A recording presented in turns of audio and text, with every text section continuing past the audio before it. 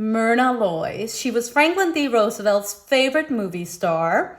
John Dillinger got captured because he just had to watch one of her movies, and even Jimmy Stewart once said, "There ought to be a law against men who don't marry Myrna." Clubs were formed saying men must marry Myrna Loy. And it's not really hard to understand why this beauty was so popular with the public. She was known as the perfect wife, and if you look at the movies, the Thin Man movies she did with William Powell, it's not really that hard to understand. She's quite charming, and it's pretty impossible not to fall in love with her. However, it took a really, really long time for her to establish this kind of, what can I say, memory in the public's mind. Because usually, in the beginning of her career, she was cast in more exotic roles, more Asian, which is a little hard to understand given the fact that Myrna was actually an urban redhead from Montana.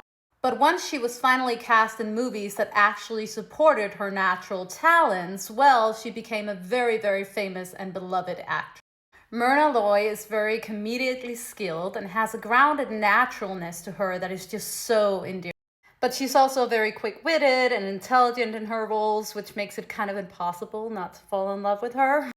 And I really love the Thin Man movies that she did with William Powell. I think they were the perfect married couple. They were so sweet. And it was really heartwarming to watch those kind of films, given that usually we always watch movies where either the married couple has just gotten together and in that honeymoon phase, or they just can't stand each other. These kind of movies representing something completely different. They represented the married couple that you could look up to, that you could aspire to, the couple that you wanted to be when you got married. It can be quite hard to understand why someone so natural and so talented as Myrna Loy never even got nominated for an Oscar. But I think it was because at that time, and still today, we appreciate the big and the bold and the loud kind of performances. So the more natural, grounded, and understated kind of performances are not as appreciated.